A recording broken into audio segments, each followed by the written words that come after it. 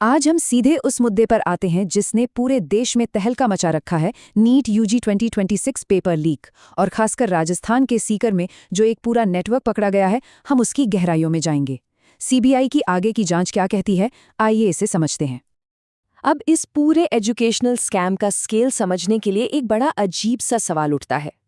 आखिर क्या होता है जब कोई एक बहुत महंगा, पहले से लीक हुआ टेस्ट पेपर खरीद ले और फिर भी पास न हो पाए?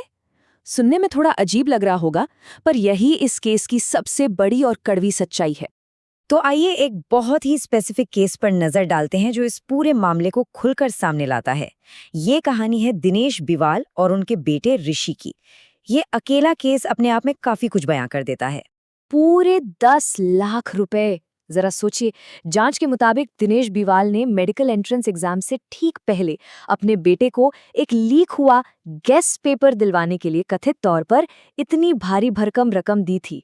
एक गलत शॉर्टकट के लिए ये कोई छोटी मोटी कीमत तो बिल्कुल नहीं है ना? लेकिन अब रिजल्ट सुनिए, सिर्फ 107 मार्क्स। एग्जाम का पेपर पहले से हाथ में होने के बावजूद ऋषि ने 720 में से महज 107 का स्कोर किया। मतलब इतना बड़ा पैसा लगाया और नतीजा लगभग 0। इसे थोड़ा और क्लियर तरीके से देखते हैं। एक तरफ 10 लाख की रिश्वत का तगड़ा इन्वेस्टमेंट और दूसरी तरफ 720 में से 107 का स्कोर। ये बिल्कुल साफ दिखाता है कि सिर्फ पैसे फेंकने से सक्सेस नहीं खरीदी जा सकती, चाहे लोग चीटिंग ही क्यों ना कर रहे हों। नीट में इतने खराब मार्क्स आने के बाद जांच एजेंसियों का ध्यान इस स्टूडेंट की पिछली एकेडमिक परफॉर्मेंस पर जाना ही था। आखिर समझना तो था कि इस रिश्वत के पीछे की असली मजबूरी क्या थी। तो डिटेल्स कुछ ऐसी सामने आईं कि बोर्ड एग्जाम्स में इस स्टूडेंट का ट्रैक रिकॉर्ड हमेशा से ही बहुत कमज़ोर था। क्लास 10 में बस 44% और क्लास 12 में किसी तरह second division. Basically passing marks लाना भी एक स्ट्रगल था। अगर हम क्लास 12 राजस्थान बोर्ड की मार्कशीट को और ध्यान से देखें तो सच में हैरान करने वाले नंबर्स सामने आते हैं।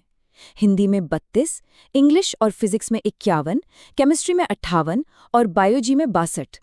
एक मेडिकल एंट्रेंस जैसे टफ एग्जाम के लिए जो बेसिक फाउंडेशन चाहिए होती है, वो यहाँ दूर दूर तक नहीं थी। और इन सब में सबसे चौंकाने वाली बात सीबीआई की जांच में सामने आई। असल में क्लास 12 क्लियर करने के लिए भी इस स्टूडेंट को ग्रेस मार्क्स का सहारा लेना पड़ा था। अब ऐसे में उस बच्चे को देश के सबसे कॉम्पिटिटिव एग्जाम में बैठाने की जिद अपने आप में कई बड़े सवाल खड़े कर देती है।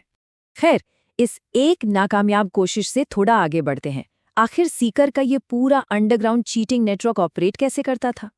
ये कोई छोटा मोटा काम नहीं था। पूरा ऑपरेशन एक कॉर्पोरेट चेन की तरह चलता था। पहला स्टेप, नीट एग्जाम जैसा एकदम सेम दिखने वाला गेस्ट पेपर हासिल करना।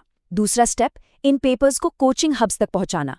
और तीसरा, सबसे अहम स्टेप, कुरियर के जरिए इन पेपर्स को सीधे कैंडिडेट्स के हाथों में फिजिकली डिलीवर करना।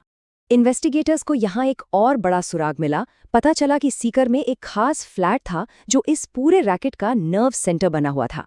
यही वो जगह थी जहाँ से पेपर्स को बांटने और सभी से कम्युनिकेशन मैनेज करने का पूरा काम चल रहा था। अब तक सीबीआई ने इस कोऑर्डिनेशन सेंटर से जुड़े बीवाल परिवार पर कड़ी कार्रवाई की है। दिनेश बीवाल, मांगीलाल बीवाल और विकास बीवाल तीनों अरेस्ट हो चुके हैं। लेकिन वो स्टूडेंट ऋषि बीवाल, जिसके लिए ये पूरा खेल रचा गया था, वो अभी तक फरार बताया जा रहा है। लेकिन रुकिए, ये सिर्फ एक परिवार का मामला नहीं है। अब हम देखते हैं कि कैसे ये कड़ी हमारे नेशनल एजुकेशन सिस्टम के भीतर एक बहुत बड़ी और गहरी खामी की तरफ इशारा करती है। 150, जी हाँ, सीबीआई ने ऐसे लगभग 150 स्टूडेंट्स को आइडेंटिफाई किया है जिनके तार इस सीकर नेटवर्क से जुड़े होने का शक है। और अब इन सब पर बहुत ही गहराई से जांच चल रही है। तो बॉटम लाइन ये है कि ऋषि बीवाल का ये 10 लाख रुपए वाला किस्सा इस पूरे समंदर की सिर्फ एक बूंद है। बाकी के 149 स्टूडेंट्स अभी भी स्क्रूटनी के दायरे में हैं। ये एक फेल्ड अटेम्प्ट उस पूरे विशाल क्रिमिनल जाल का बस एक बहुत ही छोटा सा हिस्सा था। एक ही नेटवर्क से 150 बच्चे जांच के घेरे में हैं। तो ये मुद्दा हमें एक बहुत ही सीरियस सवाल पर लाकर छोड़ देता है। जब ऐसे क्रिमिनल नेटवर्क्स इस हद तक अपनी जड़ें जमा चुके हैं, तो आने वाले समय में हमारे देश की मेडिकल टेस्टिंग का फ्यूचर आखिर कितना सुरक्षित है? यही वो सवाल है जिस पर हम सबको गंभीरता से सोचने की जरूरत है। आज की इस चर्चा में जुड़ने के लिए बहुत बहुत शुक्रिया।